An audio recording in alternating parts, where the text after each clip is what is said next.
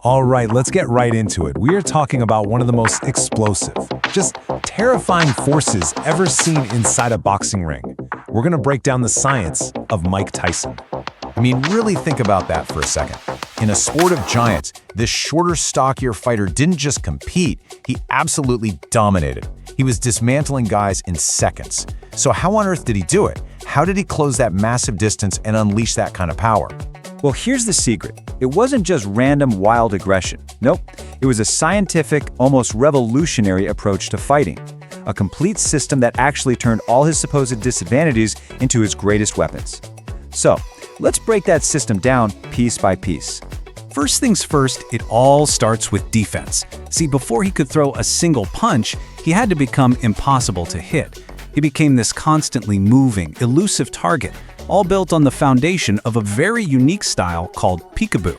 And you can see the difference right away. You know, a traditional boxer, they stand sideways, using their jab to keep you far away. But the peekaboo stance is totally different. It's square on, almost like he's daring you to come forward. His hands aren't out there jabbing. They're glued to his face, creating this tight, compact, defensive bunker that was designed for one thing and one thing only: relentless forward pressure. And here's the absolute genius of it. This is not a passive, just block the punches kind of defense. Because he's square on, both of his hands are equally loaded cannons, just ready to fire at a moment's notice. It creates this unbelievable psychological pressure. I mean, imagine a tank just rolling towards you that can fire from any direction. How do you even deal with that? Now, he combined that constant pressure with this non-stop head movement, back and forth like a pendulum. But here's the real magic. Every single slip was an offensive move. He wasn't just dodging a punch when he slipped to the left. He was shifting his weight to his front foot, loading up his left hand like a coiled spring. Then he'd slip to the right. Weight shifts to the back foot, and now the right hand is ready to just explode. With him, defense was offense. Okay, so he's unhittable, and he's always ready to counterpunch. But where did that legendary one-punch knockout power actually come from? Well, it wasn't just big arms, it was pure physics. This is the fundamental principle, right? Real scary power. It doesn't come from your shoulder. It's a chain reaction. It starts from your feet gripping the canvas. It drives up through the explosive twist of your legs and your hips, and all that energy funnels right into your fist. His entire style was engineered to make that energy transfer as efficient and violent as possible. And this is how he solved that massive height and reach problem. A taller fighter wants to keep you at the end of their jab, right? So what would Tyson do? He'd slip inside the jab, stepping forward at the same time. Then, a quick shuffle, a little pivot, and bam!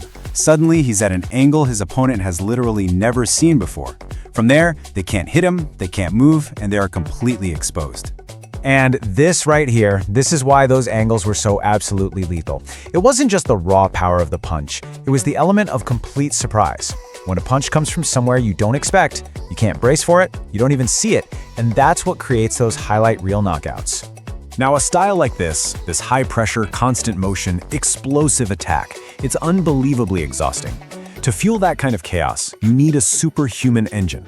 And his engine was built through some of the most brutal, mind-bending conditioning you can possibly imagine. Just let that number sink in for a minute. 2,500 sit-ups every single day. That is not a typo. That's the kind of obsessive, borderline insane work ethic it takes to build the core strength to power those explosive hips and those crippling body shots. And believe it or not, it didn't stop there. This was the daily circuit: 2,000 squats, 500 push-ups, 500 dips. This wasn't about building pretty muscles for the beach. This was about building dense, powerful, functional muscle and just brutal endurance. This is what allowed him to keep that ferocious pace going round after round after round. But if you really want to understand the mindset, listen to this story from his time in prison. Locked in a tiny cell, no equipment, nothing. He didn't make excuses, he trained for hours. He reportedly ran and jumped in place with so much volume that his feet actually left indentations in the concrete floor. That is the engine of destruction. So let's recap. You've got the unhittable defense, you've got the science of power, and you've got the superhuman gas tank. Now we get to the final, terrifying piece, how it all came together in these beautiful fight-ending combinations. The philosophy was actually pretty simple. Throw punches in bunches. It was all about overwhelming an opponent, not just with power, but with blistering speed and volume.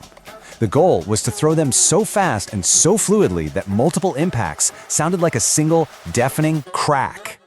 Let's walk through one of his most iconic finishers. It all starts here, a savage, digging right hook to the body. This punch has one job, and one job only, to make the opponent's guard drop, even just for a split second.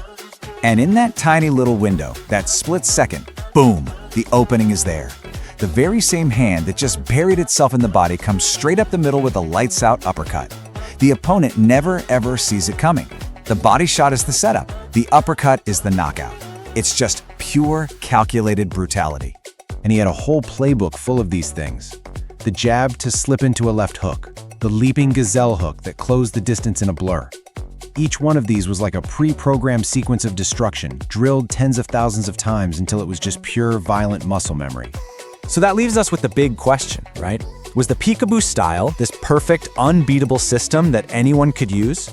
Or was Mike Tyson a once-in-a-generation athlete with the perfect storm of speed, power, and obsessive discipline to pull it off? You know, maybe the truth is you just can't separate the man from the method. It was the perfect fighter in the perfect system at the perfect time.